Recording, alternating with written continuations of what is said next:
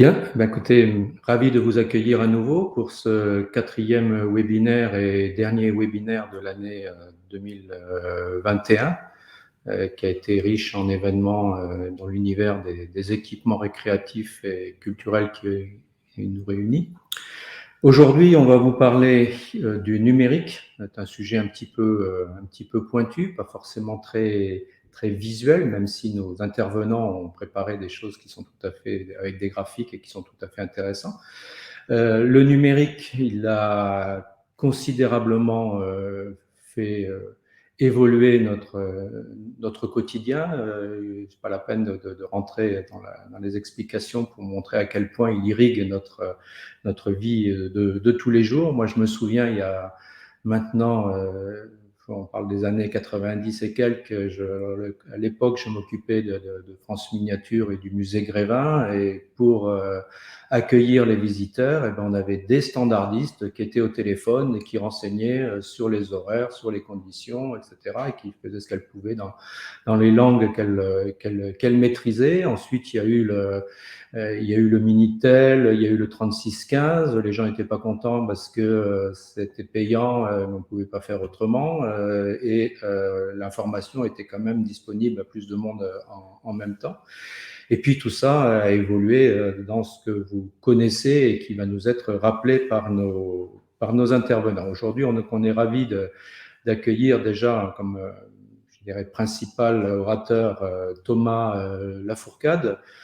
Thomas, il a eu plusieurs vies, notamment dans l'industrie, et avant de se spécialiser en tant que consultant, expert des solutions numériques au regard de la billetterie. Notamment, il accompagne et conseille des grands opérateurs du secteur. Et à ce titre, il a des invités qu'il vous présentera un petit peu plus tard lui-même.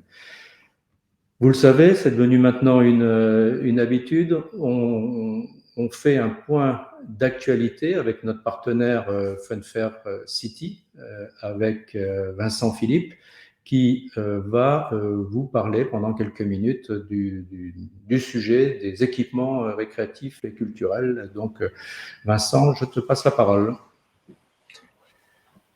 Très bien, merci. Merci Thierry, bonjour, bonjour à tous, bonjour à tous les intervenants. Effectivement, on va parler aujourd'hui d'actualité, mais ça ne vous aura pas échappé, c'est la fin de l'année. Et en général, qu'est-ce qu'on fait en fin d'année? On fait les best-of, les sélections, donc on n'échappe pas à la règle. Et on va le faire également aujourd'hui sur l'actualité loisirs. On va le faire un petit peu différemment. On va parler des mots des loisirs de 2021. Quand j'ai reparcouru l'ensemble de la veille de l'année, l'idée était de voir un petit peu ce qui ressortait le plus de l'actualité et de faire ces grands thèmes et de les illustrer avec une vue percutante. Voilà, donc c'est ce que je vais vous présenter aujourd'hui, les mots de 2021, des loisirs en images. Le premier mot que j'avais envie d'illustrer était celui de multi-activité. Multi-activité, tout sous un même toit, c'est devenu une rengaine assez importante dans l'univers de la création des nouveaux lieux de loisirs. On a beaucoup de nouveaux lieux qui apparaissent sur... je remonte un petit peu mon son, apparemment on a un petit souci. On a... Pardon. Beaucoup de nouveaux lieux de loisirs se font sur la base d'un principe de multi-activité. On va associer plusieurs activités entre elles pour multiplier les raisons de la visite, pour générer des mutualisations sur la restauration, sur l'accès, le stationnement, sur les salles qui sont mises à disposition pour les séminaires, par exemple. Et on va donner une activité qui peut plaire à chacun, qui peut plaire à tout le monde, et multiplier les visites possibles pour les groupes. Donc beaucoup de lieux de ce type ont ouvert cette année, ou beaucoup sont encore en projet. L'illustration principale, ça vient d'un site anglais qui s'appelle Gravity. C'est un des plus gros développements qui se trouve, qu'on voit actuellement sur le marché, notamment en Angleterre, qui commence à arriver en Europe. Un principe classique de multi-activité sur un même site, avec des implantations assez marquantes. En périphérie de Londres, ils ont remplacé un grand magasin Debenhams dans un centre commercial assez fréquenté pour créer du karting électrique indoor, du lancer de hache, des espaces gonflables, du trampoline, avec plusieurs restaurants à thème. Donc c'est une évolution très très intéressante à suivre. Mais également, on peut citer Gameside, hein, qui a ouvert du côté de Perpignan, un site multiloisirs très intéressant. Orbis Aventure qui vient d'ouvrir à Liège également, et qui se prépare dans d'autres villes, notamment en France. Et All You Need, on rappelle que lors du webinaire d'octobre sur les nouveaux loisirs urbains, Cyril Parena, son directeur, était notre invité et avait pu parler de cette expérience. Donc c'est une tendance à suivre. Déjà, bon, c'est beaucoup d'actualité 2021 et une tendance également à suivre sur 2022. Pas plus tard qu'hier, encore un nouveau lieu multi-loisirs ouvert du côté de Besançon, ça s'appelle Aux Ateliers. Voilà, c'est le début d'une longue histoire et cette nouvelle génération de lieux multi-loisirs. Le deuxième mot, c'est celui de la jeunesse. Aujourd'hui, on voit apparaître de plus en plus de lieux qui sont vraiment orientés enfants ou enfants et famille finalement. Hein. On aime bien ces lieux qui permettent de partager des choses, hein, de ne pas juste se mettre à côté et de regarder jouer, mais de vivre quelque chose avec, de partager, d'en discuter après.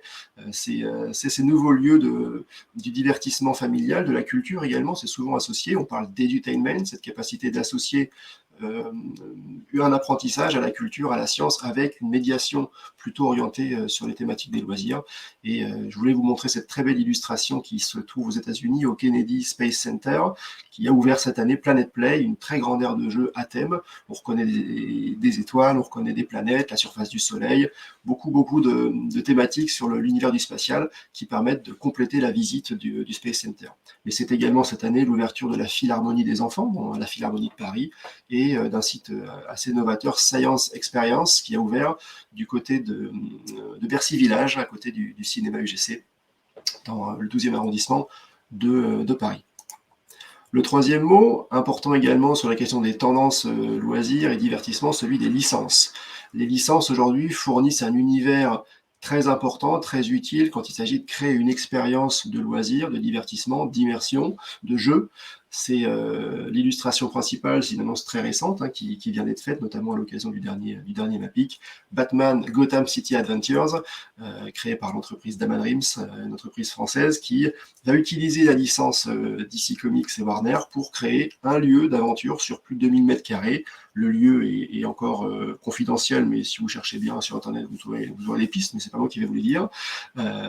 Ça montre voilà, de quelle manière on peut utiliser un personnage existant, une série, un univers de série, de films ou de jeux vidéo pour créer quelque chose d'attractif, générer de la visite, générer du partage et des émotions intéressantes qui font appel aux souvenirs qu'on a tous avec ces personnages. Mais c'est le cas également de Tefou Park qui a ouvert très récemment à Évry sur le thème et l'univers d'une chaîne de télé et de ses programmes. C'est l'expérience sportive indoor I Am a Celebrity Jungle Challenge qui a ouvert à Manchester sur le thème d'un jeu de télé-réalité du même nom. C'est Monopoly qui inspire des jeux également, des lieux de divertissement.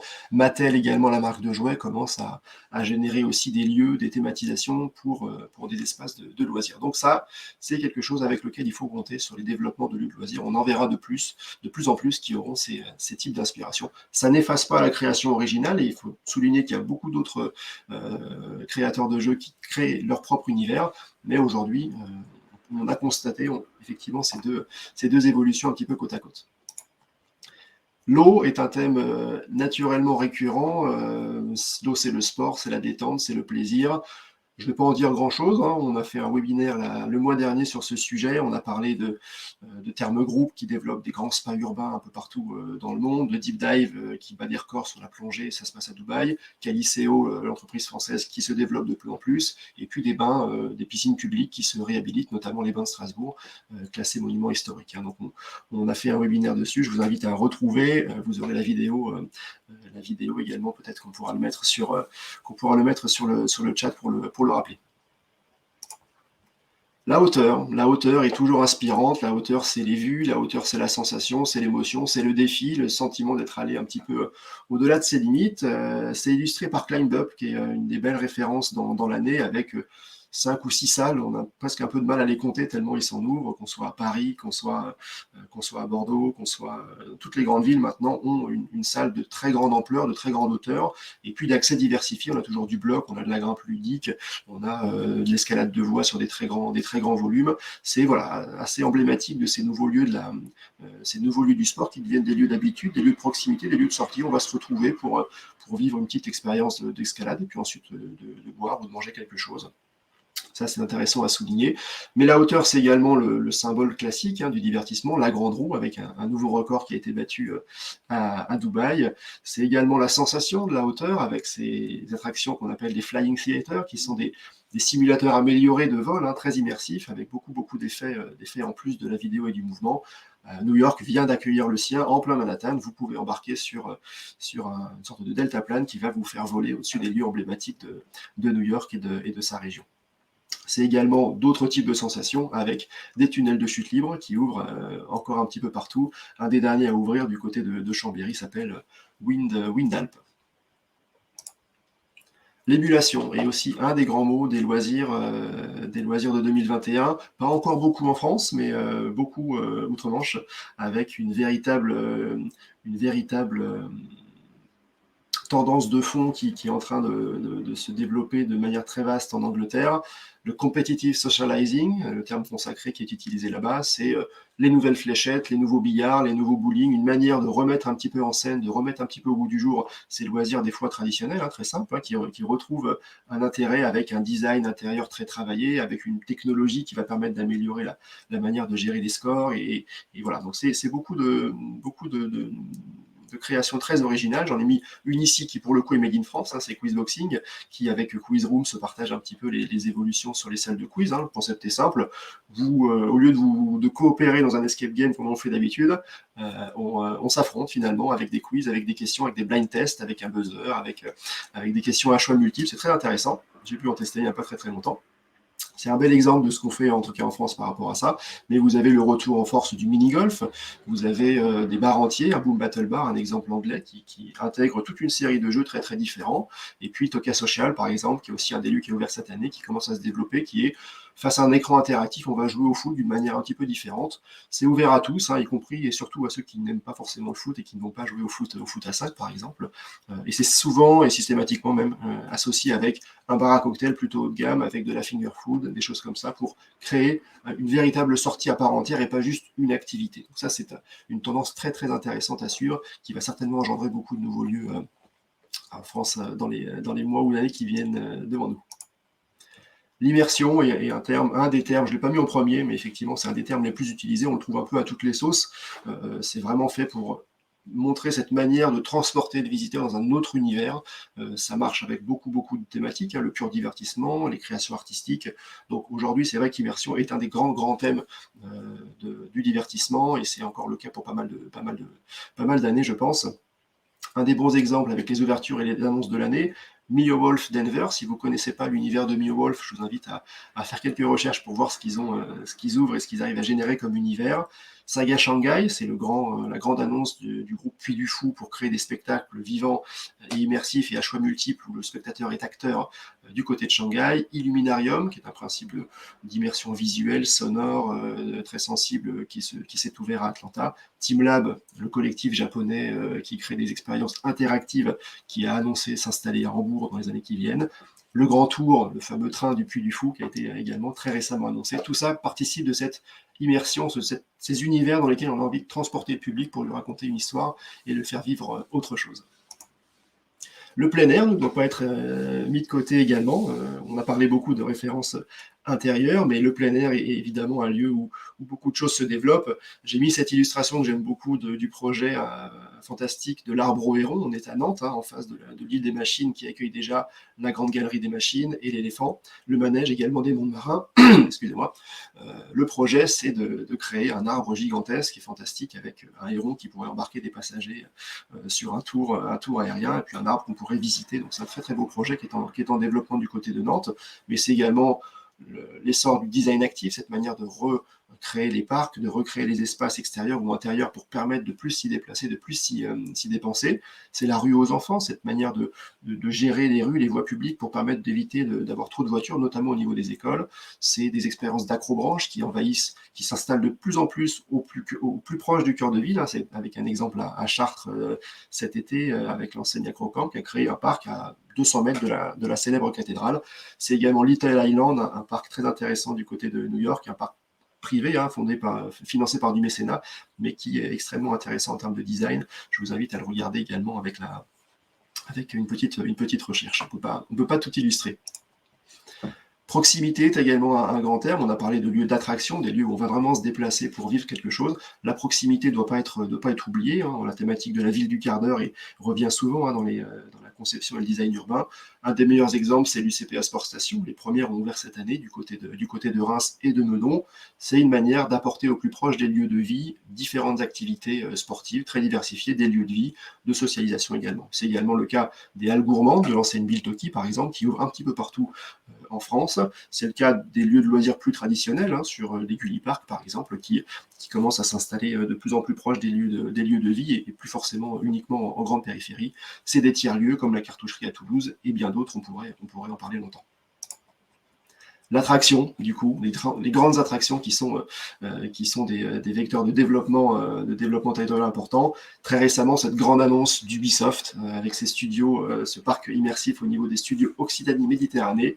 C'est le principe également d'OL Valley qui structure un pôle loisir autour du grand stade de Lyon. C'est le front de mer de Calais également qui s'est beaucoup transformé ces derniers temps. Mutation également. On ne crée pas forcément toute pièce, beaucoup de choses évoluent, beaucoup de choses se transforment. C'est le cas de Spray Park, cet ancien parc d'attractions allemand qui se transforme en parc culturel. Ça, je vous invite également à voir ce qui s'y prépare, c'est très intéressant. C'est la tendance du retailtainment, c'est une mutation des espaces commerciaux vers des espaces plus mixtes avec du loisir. C'est des loisirs classiques comme l'escape game qui deviennent de plus en plus intégrés, de plus en plus riches avec des parcours qui sont plus linéaires. On ne suit plus une seule histoire, mais on peut en suivre plusieurs. C'est d'autres lieux, Unicorn House qui est également un lieu créé par un youtubeur qui a transformé un lieu de loisir qui avait fermé en autre chose. C'est une référence intéressante, on pourrait en reparler également. Je suis l'horloge qui tourne et je vais bientôt laisser la parole aux autres intervenants. Évidemment, le dernier mot pour illustrer ces tendances, c'est celui de technologie. La technologie ne doit pas être une fin en soi. En divertissement, c'est particulièrement vrai, mais un moyen, et c'est un moyen qui est bien utilisé par beaucoup d'acteurs. Cette référence du bal de Blancali, développée par la célèbre chorégraphe avec les studios Backlight, qui ont permis de créer une expérience culturelle très atypique utilisant la réalité virtuelle, qui transportait ses visiteurs dans un univers complètement imaginé, complètement rêvé autour de la danse. Mais c'est le cas des enseignes Illucity qui se développent beaucoup, c'est le cas d'Hologate World qui a créé son premier site en Allemagne sur la base uniquement d'un fabricant de matériel. Beaucoup d'autres choses également, le e-sport également, les NFT commencent à apparaître sur l'univers des loisirs, mais nos intervenants en diront un mot tout à l'heure. Et voilà, donc la technologie, dernier mot du coup pour le best-of des tendances de l'année. Les tendances, on peut continuer à les suivre. Je vous invite à visiter les différents liens qu'on affiche sur le côté, sur l'actualité du groupe de Voltaire by Aegis, de Funfaircity également sur le blog. Vous pouvez vous abonner pour avoir les différentes informations. Et sans plus attendre, en vous souhaitant à tous de très bonnes fêtes et de très bons moments de divertissement avec vos proches, en toute sécurité bien évidemment, je passe la parole immédiatement aux intervenants et experts du jour sur la thématique numérique qu'on a retenue. Merci à tous, à très bientôt. Merci à toi, Vincent. Chaque mois, tu arrives à nous surprendre et nous montrer à quel point ta veille est pertinente et comment ce secteur est riche de créativité et on a l'impression que c'est quelque chose d'infini. Qui bouge en permanence, effectivement. Qui bouge en permanence. Alors effectivement, derrière tout ça, on a déjà eu l'occasion de le dire, le numérique se déploie sur le volet créatif, mais il se déploie également sur le volet logistique. Ce qui nous réunit aujourd'hui, c'est le parcours client, avant, pendant, après la visite. Donc c'est une dimension, une échelle temporelle. Mais j'ai envie de dire aussi, juste avant de passer la parole à Thomas, également une échelle spatiale de plus en plus. On voit que ça se décline à l'échelle micro sur des sites, à l'échelle un peu déjà plus importante sur des réseaux de sites, mais on sait aussi maintenant que demain, il va falloir gérer la capacité de charge de grandes destinations touristiques et gageons que là aussi, le numérique sera un outil de la gestion de cette ressource touristique. En tout cas, on y va. Thomas, c'est à toi, si tu peux nous parler de ton sujet.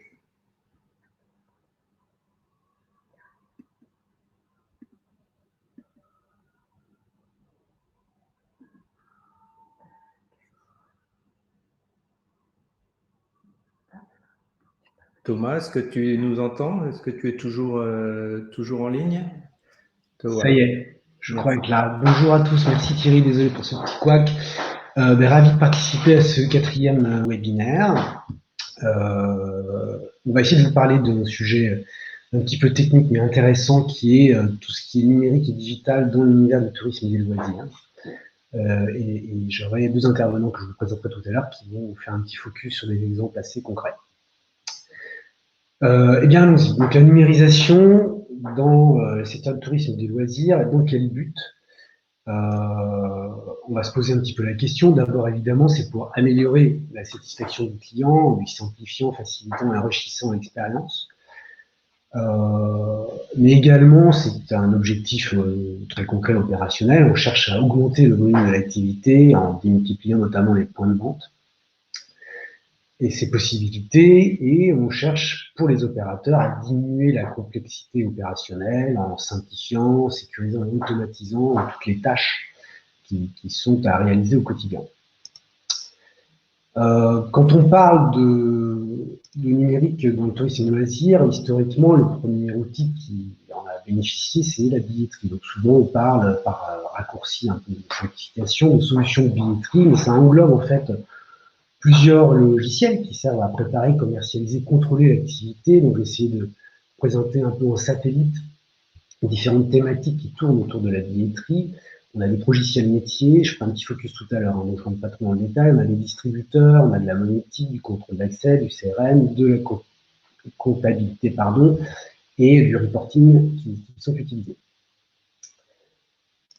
Sur la billetterie, un petit focus historique en 2 secondes. On trouve des traces des premiers billets il y a très longtemps, au niveau de la Grèce antique, puis l'Antiquité romaine. On a vu des petits disques d'argile qui servaient à identifier les sièges sur lesquels les participants pouvaient venir écouter les pièces. Ensuite, au milieu du XVIIIe siècle, sont apparues les premières préventes, donc élément intéressant en Angleterre, Covent Garden. Et l'informatique est rentrée dans la boucle fin des années 70 avec aux États-Unis Ticketmaster qui a vendu les premiers billets informatisés. Et la France n'était pas en retard puisque 2 ans plus tard, en 1979, le responsable informatique de la Comédie Française a conçu et coordonné la mise en œuvre de la première solution informatisée de billetterie en France. Enfin, fin 98, début 2000, avec l'arrivée d'Internet, la digitalisation a vu le jour et est entrée dans la boucle avec la création de TicketNet. Et depuis, il y a de très nombreuses solutions de billetterie en ligne. Il existe aujourd'hui une centaine de solutions. C'est un secteur qui est très digitalisé et qui innove continuellement. Donc, juste pour illustrer ce que je vous disais tout à l'heure sur les satellites opérationnels autour de la billetterie, j'ai essayé de lister, alors ce n'est pas exhaustif, mais des acteurs importants de chacune des activités dont on parlait, donc à le cœur de la billetterie, voilà, et autour on a des acteurs importants tels que les distributeurs. En France évidemment, la Fnac et Ticketmaster sont essentiels, notamment pour les métiers du spectacle, pour distribuer différents billets, mais on a des nouveaux entrants qui viennent plus du tourisme, tels que Expedia, Booking, Mediator, et on attend des nouveaux entrants qui ont fait des tentatives, mais qui ne sont pas encore restés, en tout cas qui n'ont pas réussi à s'implanter, avec Google et Amazon, qui risqueraient de bouleverser un petit peu le paysage de la distribution des billets. En termes de monétique, on a des acteurs classiques d'encaissement, Ingenico, Ogone, Verifone, et des acteurs un peu plus web ou techno, tels que WorldPay ou Paymitech, qui proposent des solutions de paiement sans contact. En ce qui concerne le contrôle d'accès, on a des fournisseurs de matériel, Motorola, Cipherlab, et des solutions qui intègrent du matériel et du logiciel, notamment Skidata, Team Access, qu'on retrouve beaucoup en prestation et en réalisation d'entrées dans des stades, avec des tourniquets, dans des parcs de loisirs également. Sur le CRM, on a des outils assez classiques, tels que Microsoft Dynamics, Salesforce, mais des outils vraiment spécialisés, spectacles et billetterie, tels que Arena Metrics ou Delight. Sur la partie comptabilité, qui est un sujet important, parce que souvent la billetterie embarque des problématiques de facturation. Donc on a une interface qui souvent est clé quand même avec la comptabilité. Donc là, j'ai cité quelques logiciels qu'on retrouve régulièrement interfacés avec la billetterie, tels que Sage, SAP ou Cegid.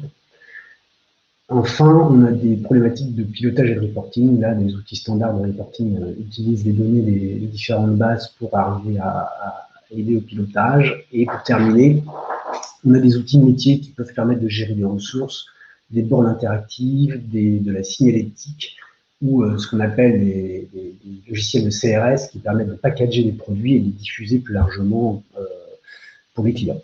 Donc voilà grosso modo le petit tour du paysage des différentes solutions et des acteurs. La billetterie, de manière assez concrète, c'est un mal nécessaire. Généralement, les opérateurs n'ont pas dans leur projet initial de faire de la billetterie. Ils en ont besoin. C'est une obligation qui est d'abord financière parce que c'est la source de revenus. C'est aussi une obligation opérationnelle parce que c'est le meilleur outil, le meilleur moyen de prévendre des billets en garantissant aux visiteurs qu'il aura une place. Et c'est aussi une obligation réglementaire, puisqu'en France, depuis 2018 notamment, le Code général des impôts oblige les exploitants et les fournisseurs à garantir l'inaltérabilité, la sécurisation, la conservation et l'archivage des données. Donc le numérique là-dessus apporte un vrai plus dans le quotidien des différents exploitants. Si on regarde maintenant rapidement le parcours client, alors de manière classique, le parcours client, c'est le cheminement accompli entre le constat du besoin, la visite et les jours après la visite.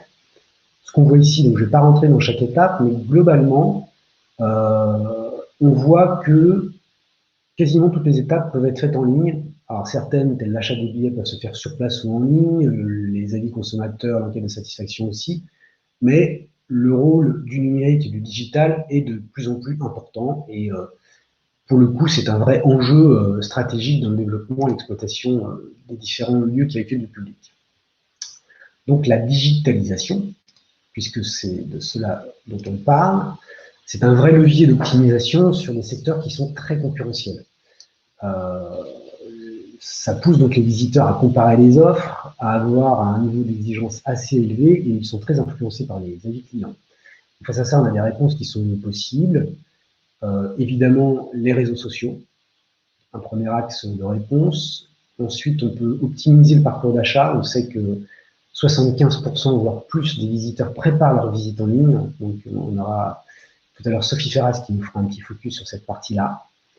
La notion de cross-canal, arriver à démultiplier les canaux sur lesquels on peut proposer le produit et la visite et pour mieux arriver à établir un continuum entre les différents lieux d'achat. On peut commencer l'achat sur un canal pour terminer sur un autre. La digitalisation permet de simplifier et de faciliter tout ce qui est avis client avec des enquêtes, des questionnaires. Ça permet évidemment de personnaliser les offres, les contenus, les messages qu'on envoie en fonction de la typologie des clients. Et en fait, ça permet aussi de proposer un service client qui soit vraiment professionnel avec des nouveautés telles que les chatbots qui accompagnent le client dans ces différents cheminements.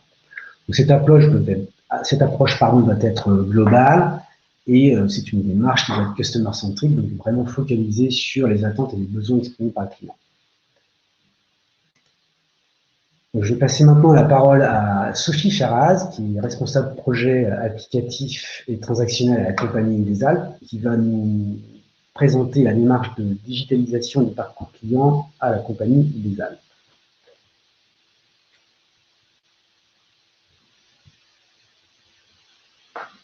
Bienvenue Sophie. Merci Thomas. Bonjour à tous. Est-ce que vous m'entendez bien ?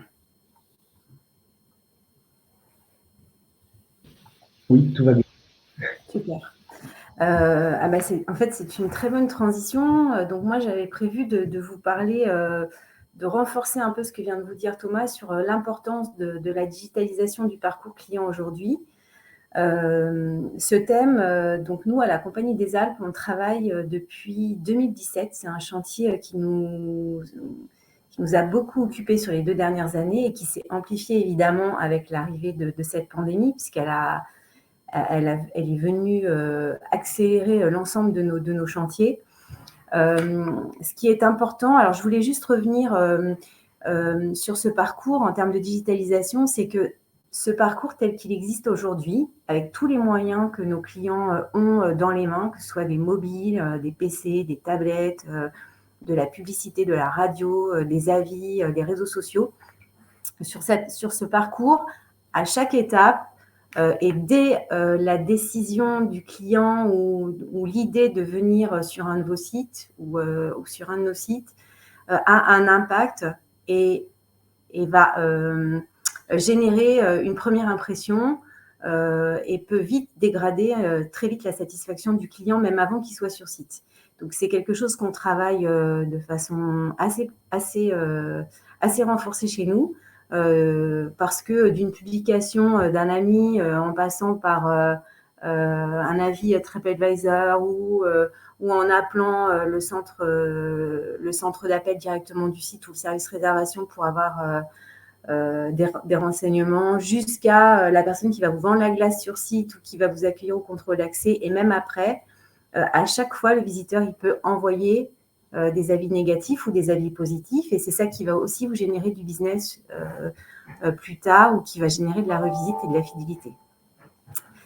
Donc moi, ce que je vous propose en termes d'exemples concrets, c'est de faire un focus sur tout ce qui est tunnel de vente, puisque c'est là où on a une manne pour renforcer avant la visite le chiffre d'affaires, et puis de faire un autre focus sur la partie sur site avec 2 exemples. Alors, je ne sais pas si j'aurai le temps de vous passer les 2 exemples, mais 2 exemples de parcours client qu'on peut digitaliser quand on est un site de loisirs et de tourisme. Alors, pourquoi aujourd'hui améliorer un parcours d'achat en ligne? Alors, aujourd'hui, on est souvent lié à des sites de vente en ligne qui émanent de nos outils de billetterie, parfois modernes, parfois archaïques, mais en tout cas, ils ont très souvent eu des difficultés à prendre l'ensemble des demandes de nos clients et des besoins de nos clients dans un tunnel de vente en ligne. Donc, un tunnel de vente en ligne, c'est vraiment la partie qui arrive quand on clique sur le bouton « Acheter un billet », acheter un séjour, acheter une partie de restauration ou des produits additionnels. Ce tunnel de vente en ligne, aujourd'hui, il n'est plus adapté tel qu'ils existent à l'ensemble des besoins. Et nous, au sein de la CDA, on a décidé de le refondre en tenant compte de tout ce que les clients nous ont fait remonter. Donc, c'est ce que je voulais vous présenter aujourd'hui. On l'a fait pour plusieurs choses. D'abord parce que ça va permettre à nos clients de découvrir, mieux comprendre et comparer nos offres. Aujourd'hui, c'était vraiment des choses assez basiques et le client avait du mal à s'y retrouver. Et plus ça va, plus on a d'offres à leur proposer. Le client, ce qu'il veut, c'est acheter rapidement. Aujourd'hui, on est tous très impatients. On n'a plus envie d'attendre, on veut que ça aille vite et de comprendre vite. On a besoin également d'implémenter de nouveaux paiements, puisque sur Thomas en a parlé un peu sur tout ce qui était satellite, nos outils de billetterie. On a quand même des nouveaux paiements qui arrivent, ou de nouveaux formats de paiement, notamment par exemple les chèques vacances qui se sont digitalisés aussi, du paiement partagé parce qu'on a envie d'une expérience partagée en groupe, du paiement fractionné pour pouvoir payer en plusieurs fois, tous ces nouveaux paiements asiatiques. Donc ça, c'est parfois un peu d'heures de travail pour les implémenter dans nos ventes en ligne, et c'est important de le faire parce que les clients en sont friands. Ça permet quoi? Ça permet de booster aussi les revenus additionnels. Quand on prépare sa visite, on a toujours tendance à acheter pas forcément ce qu'on a besoin, mais si ça nous plaît en ligne, on va le prendre. Et puis quand on arrive sur le site, on a un peu cet effet d'oubli en disant j'ai déjà dépensé un certain montant avant de venir, donc, mais maintenant je vais pouvoir du coup me faire plaisir en achetant une glace ou une gaufre ou une photo sur les sites. C'est quand même un bon revenu additionnel qu'il faut prendre en compte. Alors, avant toute chose, la méthodo, comment on l'a fait, et c'est ce dont je voulais illustrer par mes slides cette méthodologie. On a d'abord donné la parole à tous nos consommateurs. On est passé par des tests utilisateurs, par des enquêtes, et on a interrogé un peu toutes nos populations pour être sûr que dans ces nouveaux tunnels de vente en ligne, on embarque l'ensemble de leurs besoins. Donc, on a interrogé des fans d'attraction, on a interrogé des groupes, on a interrogé des familles, on a interrogé des populations qui étaient un peu spécifiques, comme tout ce qui était personnes à mobilité réduite. On a fait de nombreux ateliers avec eux et on en a tiré des améliorations à apporter à chaque étape du parcours de vente en ligne. Donc, dans la découverte des offres, dans le remplissage d'un panier, dans la vie du panier au fur et à mesure que je découvre les offres, pouvoir en enlever, en ajouter, en modifier, jusqu'au paiement et puis jusqu'à après paiement avec les informations que je reçois en live ou pas en live, sur mon mobile ou via un lien, avec des paiements sécurisés, avec des nouveaux modes de paiement monétique comme on en a parlé, et puis surtout de la gestion multilangue, puisqu'on a des publics qui sont de plus en plus internationaux. Alors un peu coupés depuis 1 an et demi, mais du coup on a travaillé sur ces cibles aussi.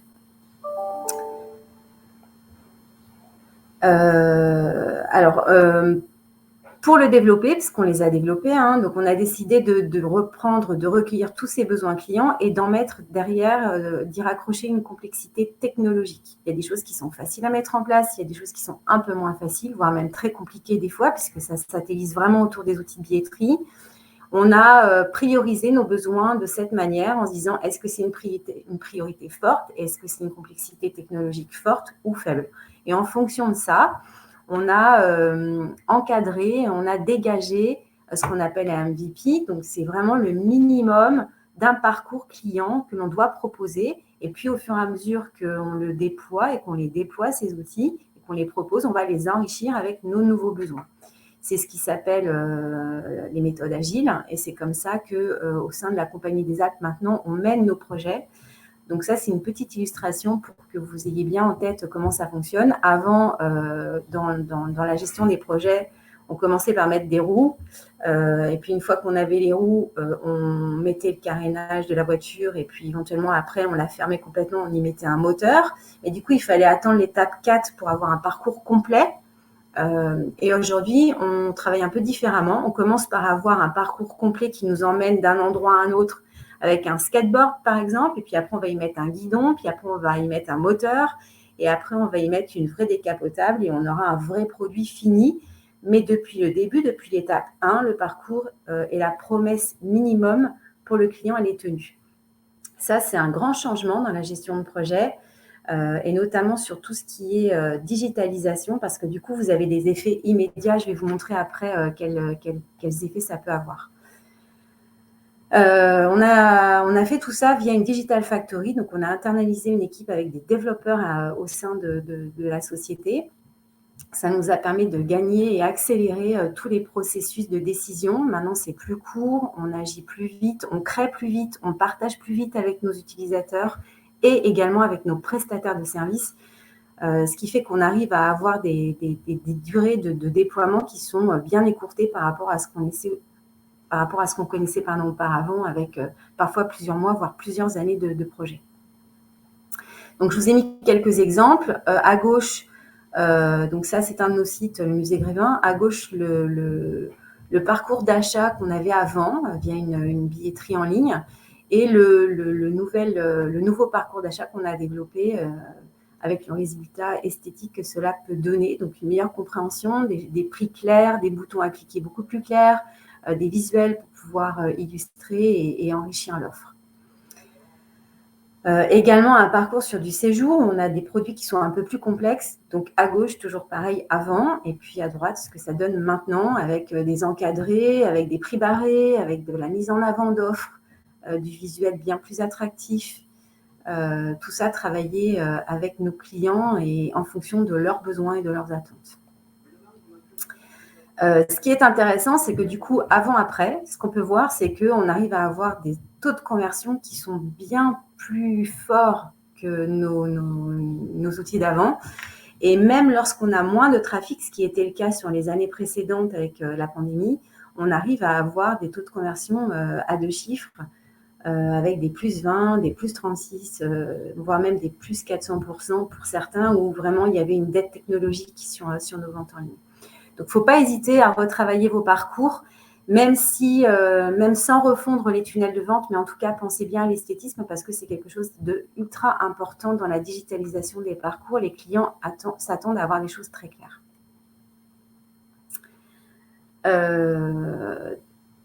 Alors, autre focus que je voulais faire sur la partie gestion du parcours client, c'est tout ce qui est gestion de l'attente. Aujourd'hui, on disait tout à l'heure, les clients sont de plus en plus impatients.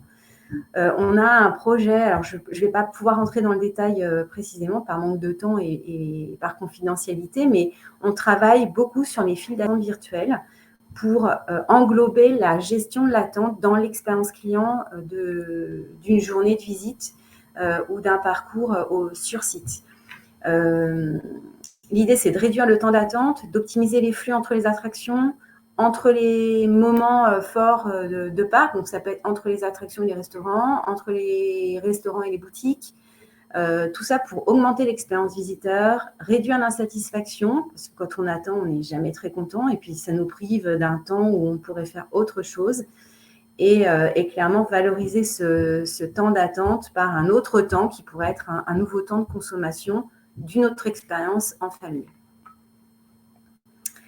Ce qu'il faut savoir, c'est que l'attente aujourd'hui, quand on attend, on fait moins d'activité sur site et on augmente le temps inutile qu'on passe sur un site. Donc forcément, ça crée de la tension, ça dégrade la très grande satisfaction de nos visiteurs et surtout, ça dégrade le revenu de vente interne puisque du coup, vous vous privez que votre visiteur puisse voir autre chose et acheter autre chose. Donc cette attente, elle impacte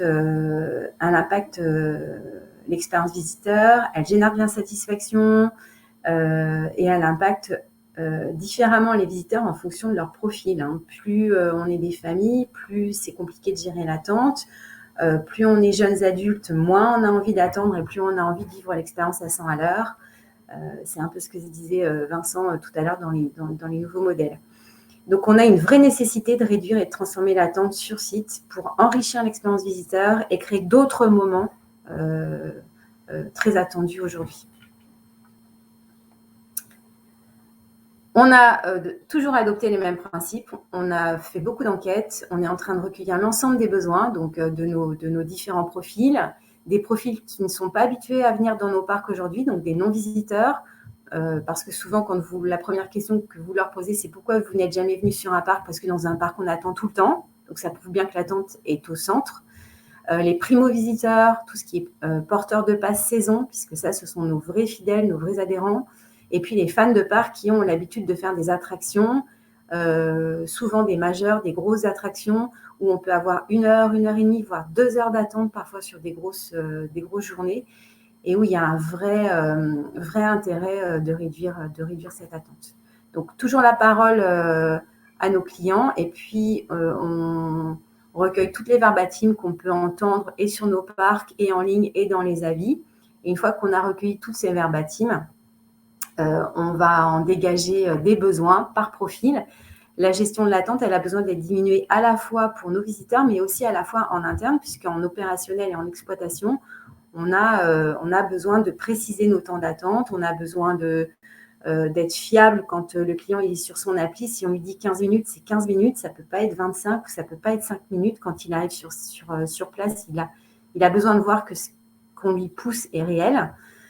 Et puis, un besoin de pilotage fort pour que justement cette période et ces expériences intra-attraction, intra-restauration, enfin inter-restauration, agissent pour le client comme déclencheur de découverte de quelque chose qu'il n'aurait pas pu faire peut-être s'il avait attendu 1 heure de plus quelque part. Donc, on tient vraiment à augmenter cette expérience et du coup à réduire l'attente sur l'ensemble de nos points de vente. C'est à ça qu'on s'y attache. Donc, quand on aura ficelé tout ce sujet, je pourrais éventuellement revenir pour vous en parler. Voilà, j'avais prévu autre chose, mais je pense que je vais laisser la parole à Othman qui a beaucoup de choses à vous dire également. En tout cas, merci beaucoup Sophie, c'était Un grand merci. Très clair, très pédagogique. Je pense que tu as parfaitement illustré la relation entre le parcours client et gestion optimisée grâce au numérique et ouvert, j'imagine, bien des perspectives à nos participants. Encore une fois, grand merci. Thomas. Effectivement, merci Sophie. Je reprends la main. On va défiler un petit peu. Voilà, très bien. Slide suivant. Donc, on arrive maintenant, je vais revenir un tout petit peu sur la numérisation de la visite et la billetterie qui a, je vais aller un peu plus vite, totalement transformé les métiers d'accueil du public. Donc, j'ai essayé de mettre quelques briques qui expliquent en quoi la numérisation de la billetterie a transformé tout ça. Ça a permis de créer des billets à la demande, il n'y a plus de préimpression, ça a permis de suivre des jauges et la fréquentation en temps réel, donc on optimise le remplissage. Ça a également permis de prévendre des billets, j'en ai parlé un petit peu tout à l'heure, mais aussi des ventes additionnelles, Sophie l'a illustré. Ça a permis de gérer des réservations, ça a permis de démultiplier les points de vente, ça c'est très important. On a une petite nouveauté technologique qui arrive de plus en plus dans les outils de billetterie, c'est la tarification dynamique. C'est pas totalement intégré, mais ça va arriver et on le voit déjà en application. Ça permet de sécuriser tout ce qui est facturation et la TVA, notamment, de bien conformité avec ce que la fiscalité impose. Ça permet d'améliorer la gestion de la relation client, ça a automatisé le contrôle d'accès, ça a permis de numériser les billets, donc on dématérialise, on n'a plus d'impression papier, et ça a permis de sécuriser en fait les données et le business pour toutes ces dimensions. Maintenant, j'essaie de vous donner quelques exemples un peu plus concrets d'évolution du numérique dans la visite. Alors, la première étape de la visite, la première chose à laquelle on pense, ça a été les audio-guides, donc la visite guidée, alors que maintenant je baptiserai voilà, de visite augmentée parce que les audio-guides laissent de plus en plus la place à des propositions de réalité augmentée. On voit par exemple au stade de Wendell la possibilité d'interagir avec son smartphone pour avoir des commentaires, pour avoir des images supplémentaires. On a eu une expérience également pour l'exposition Velázquez au Grand Palais en 2015 où avec des Google Glass, on avait du contenu qui était rajouté à la visite. On voit également que, par exemple, le Rijksmuseum avec un Rijks Studio permet de visualiser toutes les œuvres avant et après la visite. Et on propose donc déjà une immersion un peu plus tôt, et il y a même des parcs, Vincent en a parlé un petit peu tout à l'heure, qui sont totalement thématisés autour de la réalité virtuelle. Il y en a un qui s'est ouvert à Guangzhou en Chine, qui n'est dédié qu'à la réalité virtuelle.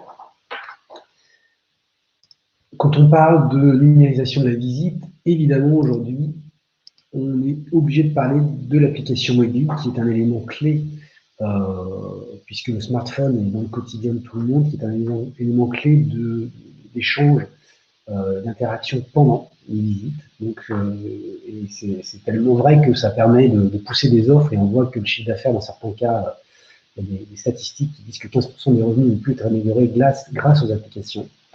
On a beaucoup d'informations, des temps dynamiques, du temps d'attente, de l'information visiteur, la carte du site évidemment, ça permet de faire des commandes à distance.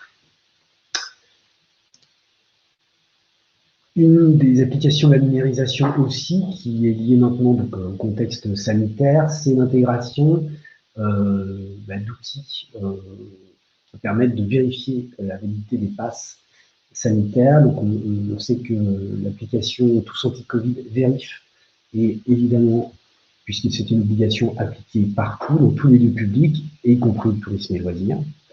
On a vu il y a quelques mois, quelques semaines, la société Tixengo, qui est une solution de billetterie basée sur la blockchain, qui intègre la vérification avant la visite du pass sanitaire. Donc ça, c'est une vraie innovation assez intéressante parce que ça permet en fait de faciliter l'accès, en tous les cas, d'enlever cette étape de contrôle du pass sanitaire au moment de l'arrivée sur site. Et évidemment, on aura aussi, dans les contraintes sanitaires et dans la dématérialisation, le sans contact qui pourrait se faire avec du contrôle rétinien ou du contrôle facial, mais ce n'est pas, en fonction des législations, pas toujours possible. Sur site, on a pas mal d'outils numériques aussi qui ont pour but de faciliter la prise de commande, le fast order. Donc on a des bornes interactives et on a surtout des solutions de paiement sans contact avec des bracelets qui permettent de notamment supprimer les risques liés à la manipulation d'espèces.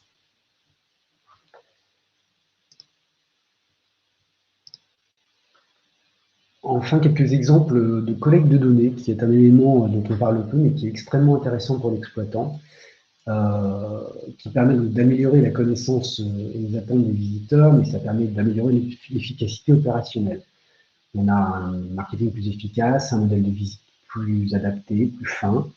On peut répartir les équipes en temps réel. Alors, notamment, le Disney Magic Band sert vraiment à ça. C'est un bracelet dans lequel il y a une puce RFID qui permet d'ouvrir les portes et d'accéder à certaines attractions, d'accéder à certains lieux, mais aussi de savoir l'affluence dans les files d'attente et d'orienter, de distribuer les équipes opérationnelles au mieux en fonction des files d'attente pour aider les visiteurs et éventuellement les réorienter vers des lieux où il y aurait peut-être moins d'affluence.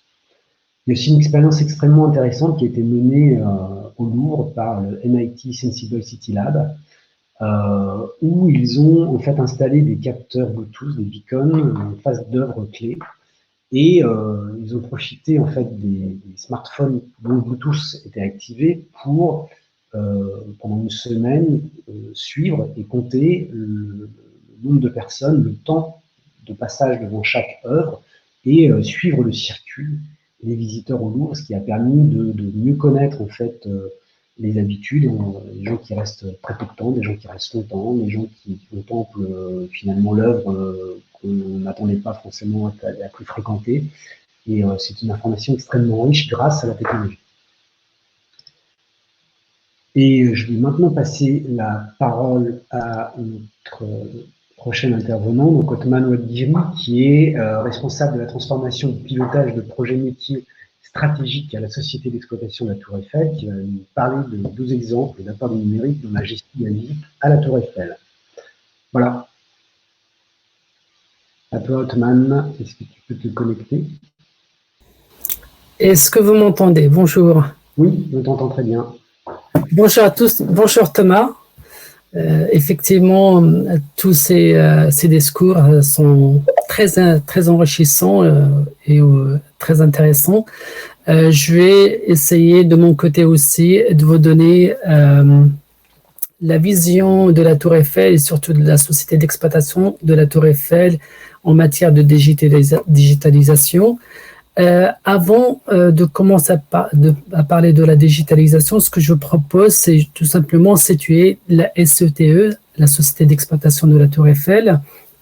Ce qu'il faut savoir, c'est que la Tour Eiffel est la propriété de la ville de Paris, vous le savez tous, mais l'exploitation a été confiée à la SAT, d'accord, via une DSP, une délégation du service public, mais la ville de Paris reste quand même majoritaire, c'est un actionnaire majoritaire qui détient 60% de la SAT et 40% est détenu par le département. Je pense que c'est important parce que ça donne un petit peu le temps. On n'est pas une société privée qui a les mains libres, qui peut agir comme il veut, qui peut justement ajuster les tarifs à loisir, etc. Il y a certaines règles à respecter. Et notre mission, justement, la mission de la Tour Eiffel, plutôt de la SAT, c'est d'accueillir le public dans le respect de la vocation touristique et culturelle de monuments, d'accord ? Que ce soit pour les clients locaux francophones ou que ce soit pour les étrangers, parce que les touristes étrangers représentent au moins 75% des visiteurs. Exploiter et maintenir techniquement les installations, c'est très important parce qu'on mène des projets qui sont très importants en termes de coûts, en termes de charges, comme par exemple la peinture de la Tour Eiffel, c'est une campagne qui est en cours en ce moment de peinture, la refonte justement d'un certain nombre d'installations, dont justement l'installation de l'ascenseur nord, le pilier nord, qui coûte quand même plusieurs millions d'euros, dans les 40 millions d'euros, valoriser le nom et l'image du monument. Mais je reviens juste sur ce que Thomas avait dit tout à l'heure, qui était très intéressant avant de commencer.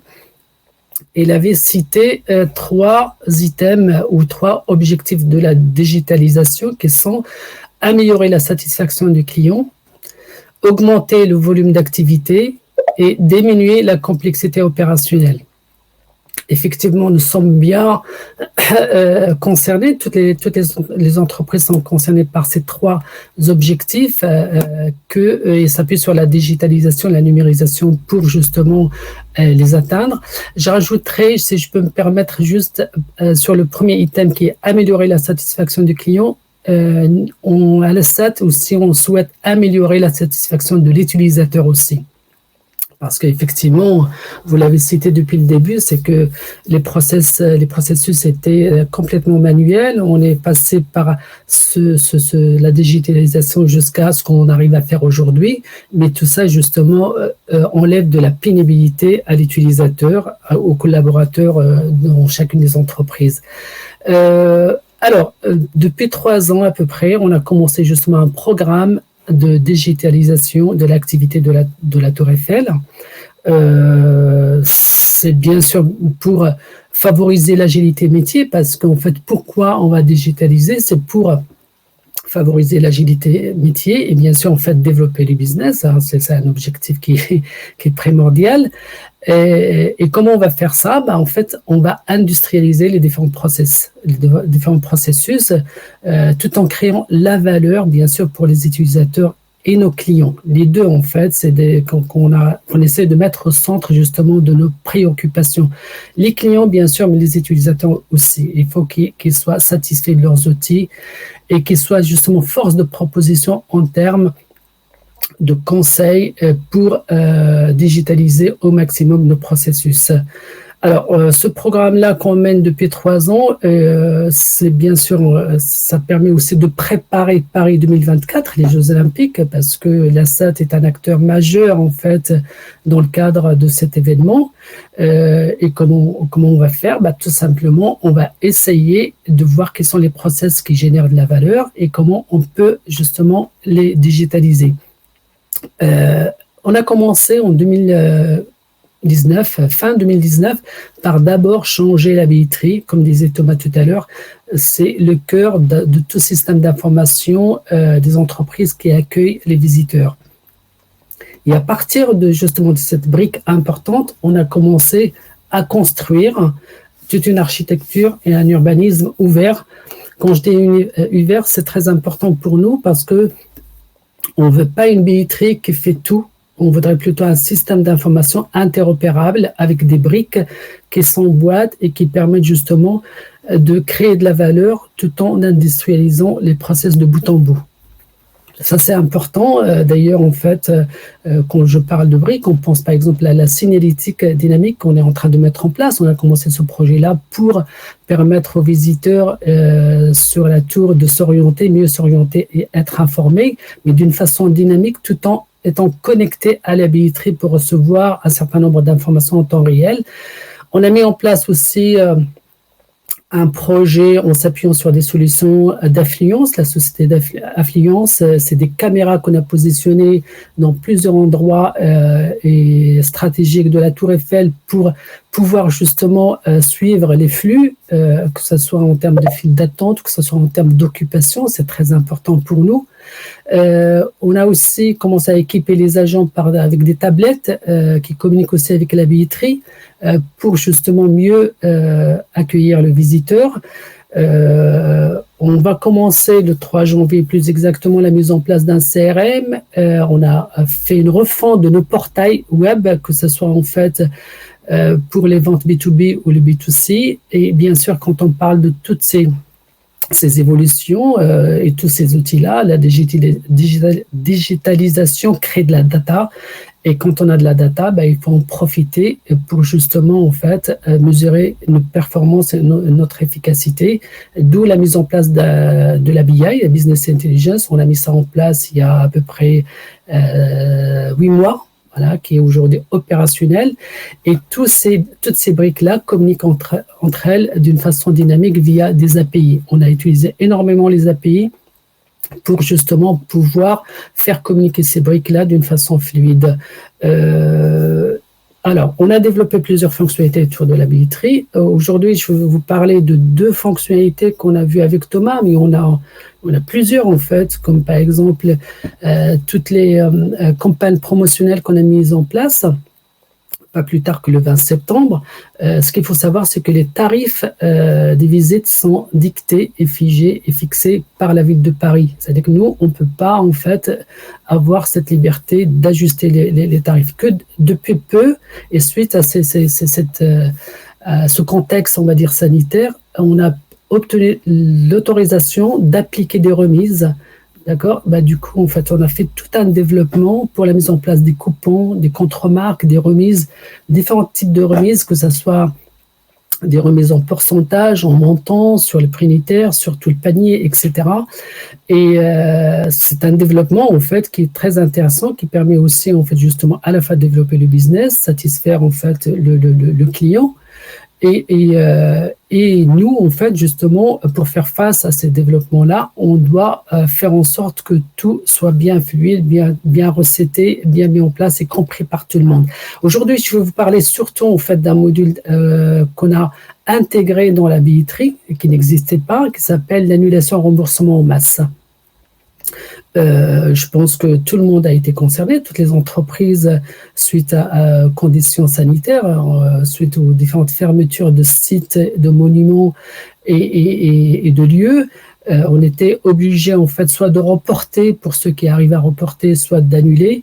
Vous pouvez imaginer avec la multiplication des modes de paiement, parce qu'on en a mis d'autres, en fait, en place dans le DCC, qu'on appelle le Dynamic Current Change, qu'on a mis aussi en place, plus d'autres types de modes de règlement comme Discover qu'on n'avait pas avant, Diners, etc. D'ailleurs, on a changé même notre plateforme de paiement, notre PSP. Et ce module-là, justement, d'annulation, nous permet aujourd'hui, en fait, d'effectuer des annulations et de remboursements en masse en sélectionnant les différentes visites, que ce soit en fait sur un créneau bien précis ou que ce soit par rapport à un produit bien précis. Et en fait, on arrive aujourd'hui en fait à annuler et rembourser automatiquement tous ces utilisateurs, ou plutôt ces visiteurs, sachant qu'en fait cette tâche nous coûtait énormément en termes de charges. Bien sûr, en termes de satisfaction client, c'était pas génial non plus, parce que justement les clients attendaient plusieurs jours, voire plusieurs semaines pour être remboursés. Aujourd'hui, tout ce process-là est industrialisé, jusqu'à bien sûr l'information de visiteurs, du client, au moment du remboursement, pour qu'il soit informé à la fois de l'annulation, mais en même temps du remboursement. Ce qu'il faut savoir, c'est que cet outil-là d'annulation-remboursement aujourd'hui, il communique aussi via API. On a des API qui permettent justement de solliciter ce module-là d'une façon dynamique. Je ne vais pas parler de charge de travail, combien ça nous a apporté, mais surtout en termes de satisfaction du client, parce que c'est très, très important pour nous. On passe vraiment, en fait, à l'âge de pierre, à quelque chose, en fait, de très satisfaisant, à la fois, en fait, pour le visiteur, qu'il soit, en fait, à l'étranger ou qu'il soit, en fait, en France, sachant que ce qu'il faut savoir, c'est qu'on ouvre les ventes 3 mois avant la visite. Et ceux qui achètent justement sur le portail web, ils ont déjà en fait leur billet, mais il faut justement les suivre, les informer avant la visite, pendant la visite, après la visite. Mais quand on a des aléas, que ce soit par exemple la fermeture de la tour ou même la fermeture que du sommet, l'étage de sommet pour vent fort, parce que quand il y a du vent fort, en fait, on ferme le sommet, mais ça peut être aussi pour des aléas autres, des pannes d'ascenseur ou autres. On se doit d'informer le client justement et le rembourser s'il le souhaite. Ça, c'est la première, on va dire, fonctionnalité importante en termes de digitalisation. La deuxième fonctionnalité que je vais vous proposer, c'est plutôt la gestion de l'inventaire. On a mis en place un outil d'inventaire, pareil, il communique via API, et qui nous permet aujourd'hui de mieux répartir le stock de billets. Ce qu'il faut savoir, c'est qu'aujourd'hui, notre mission, c'est pas uniquement vendre et développer en fait le chiffre d'affaires, mais aussi satisfaire tous les types de clients, que ce soit en fait l'établissement scolaire, une école primaire, ou que ce soit en fait le client B2B ou le grand compte ou les clients grand public. On doit justement satisfaire tous les types de clients avec équité. Et ça, c'est très important. C'est une mission que nous avons. On ne peut pas privilégier un client au détriment d'un autre.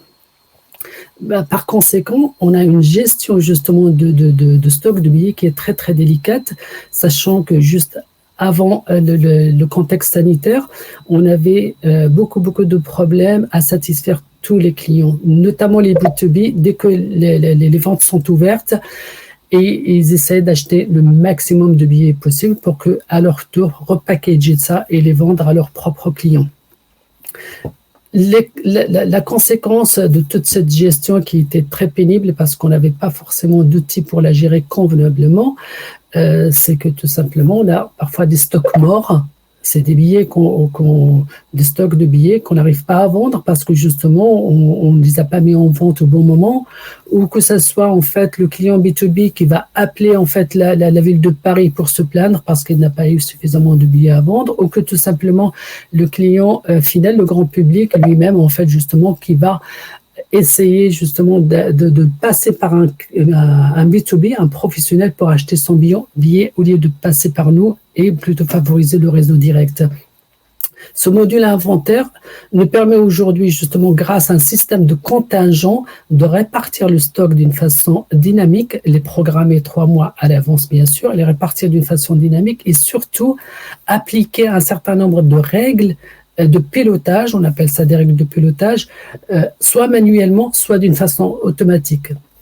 La façon automatique, c'est tout simplement selon des conditions et selon des critères bien précis, la règle se déclenche et il va faire un déversement, bien sûr, d'un contingent vers un autre, ou un ajustement, ou une fermeture, etc., selon les conditions. Ce module-là, aujourd'hui, nous permet justement d'avoir une agilité très très importante et d'optimiser, comme disait Thomas tout à l'heure, d'optimiser justement en fait le business et le stock in fine pour justement satisfaire tous les types de clients. Voilà, je m'arrête là parce que j'ai pas plus de temps. Je pense que l'idée derrière tout ça, c'est que la digitalisation ne concerne pas uniquement le parcours client, elle concerne tous les process. L'objectif, c'est d'abord identifier le process qui génère le plus de valeur et qui consomme plus de charges pour commencer par ce type de processus pour générer de la valeur au plus vite.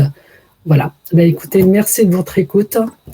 Je passe la parole à Thomas.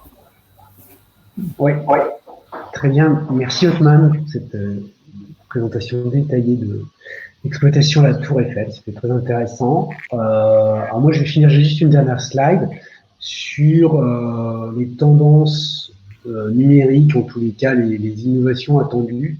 Alors, j'aurais pu parler de la tarification dynamique, et Othman en a parlé déjà un petit peu, hein, avec la gestion d'inventaire, c'est la première brique de la tarification dynamique. Mais j'ai préféré vous parler, comme plus geek, d'un sujet un peu technique qui s'appelle les NFT.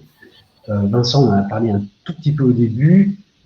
C'est un vrai sujet qui arrive de manière très saillante et importante dans le monde de la billetterie pour des raisons évidentes de sécurisation et de contrôle. Alors, il n'y a pas beaucoup de solutions aujourd'hui qui existent, mais voilà, je vais essayer de vous expliquer en 2 mots ce que c'est que les NFT. Donc, c'est les non-fungible tokens, jetons non fongibles. Ce sont en fait des certificats numériques qui sont plus publiquement vérifiables, qui représentent la propriété d'un actif numérique. Ils sont stockés, authentifiés par une base de données distribuée, qui s'appelle donc la blockchain. On voit ces NFT qui sont régulièrement utilisés pour la gestion d'art numérique. On a des crypto-punks et crypto-kitties qui sont échangés à des sommes incroyables, ou le premier tweet de créateur de Twitter, et ainsi de suite. Il y a des jeux en ligne, le gaming utilise beaucoup la notion de NFT, et le billet, dans sa dimension dématérialisée, qui est une vraie tendance, correspond tout à fait à ce que le NFT peut proposer avec la blockchain. Donc, si en fait votre activité correspond à un des critères que j'ai mis en hashtag dessous, savoir une forte demande, un fort potentiel de revente, la nécessité de garantir la correspondance entre l'identité du visiteur et le possesseur du billet, si vous cherchez à sécuriser ou contrôler toute cette partie de billetterie, eh bien, la blockchain, demain, sera une vraie réponse. Alors, en dessous, j'ai mis un petit peu les grandes thématiques, mais ça permet de sécuriser le billet. Alors, la blockchain fera des choses que les billetteries traditionnelles savent déjà faire, interdire la contrefaçon, compléter une solution de billetterie existante, mais il y a des vraies innovations. que j'ai identifié avec une petite flèche rouge, garantir l'unicité du détenteur, ça, seule la blockchain pourra le faire, et c'est quelque chose qui est extrêmement intéressant pour l'avenir. Contrôler la transmission des billets, sécuriser le transfert, évidemment, vente et revente, sécuriser l'annulation, tracer toutes les transmissions du billet. Ça, la blockchain permet de manière libre et transparente de voir exactement qui a eu à quel moment le billet, et donc en termes de gestion de la donnée et de l'information, c'est beaucoup plus riche que ce qu'on peut avoir aujourd'hui. Ça permet de maîtriser quelque chose qui aujourd'hui est absolument incontrôlable, c'est le second marché, la revente. En France, par exemple, la revente, c'est interdit. On n'a pas le droit de revendre des billets de spectacle ou autre. Normalement, si on n'est pas habilité par le fabricant, le producteur de l'événement, on n'a pas le droit.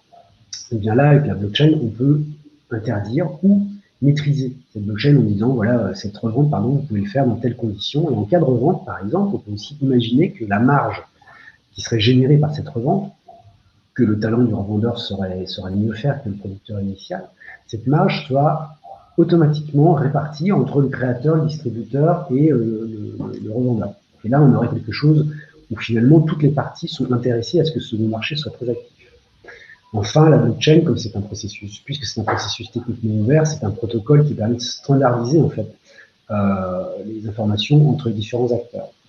Et enfin, ça permet de sécuriser évidemment l'accès à l'événement, donc le contrôle du billet, le contrôle renforcé du pass sanitaire, j'en ai parlé un petit peu tout à l'heure, mais ça permet surtout d'identifier le propriétaire en temps réel. On sait à l'instant T qui est la personne propriétaire du billet et donc qui est autorisé à rentrer sur ça.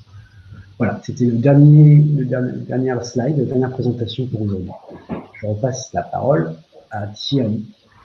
Ben merci Thomas, c'était très riche. Merci aussi à Othman parce que arriver à accueillir près de 7 millions de visiteurs sur un objet aussi contraint, aussi pointu que la Tour Eiffel, c'est une gageure. Ça montre à quel point il est important de gérer et comment le numérique peut justement accompagner cette gestion optimisée.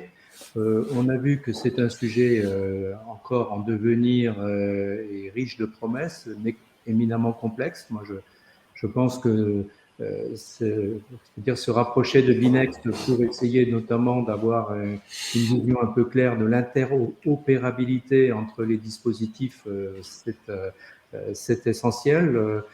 En tout cas, au nom de toute l'équipe de Voltaire, je m'associe aux vœux de Vincent tout à l'heure pour vous remercier, pour vous souhaiter une très bonne fin d'année et de bonnes fêtes. On aura le plaisir de se retrouver le 28 janvier, donc pour inaugurer la série de 2022, et j'aurai le plaisir de vous parler des tiers-lieux, essayer de faire un peu le tri entre ce vocable aux composantes multiples.